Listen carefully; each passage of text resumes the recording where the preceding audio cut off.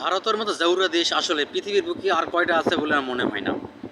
দেখেন এরা এতই খারাপ, এতই জঘন্য, মানে আসলে কিছু কিছু আছে না, মুসি মেতর, এদের থেকে ওরা জঘন্য। দেখেন, ক্রিকেটটা হচ্ছে জেন্টেলম্যানের খেলা, ভদ্রলোকের খেলা, সেখানেও তারা কি করছে, রাজনীতি ঢুকাই দিয়েছে। আরে শালারা, তোরা রাজনীতি করবি কর, কোনো সমস্যা নেই, তোরা ক্রিকেটটাকে রাজনীতি করে ফেলাইলি।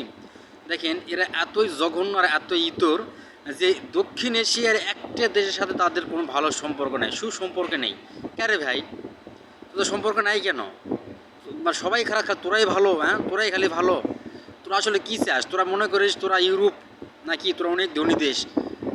তোদের দেশে তো একটা শালা মানুষ পায়খানা করবে, সেটাও তো মানুষ খোলা জায়গায় পায়খানা করে।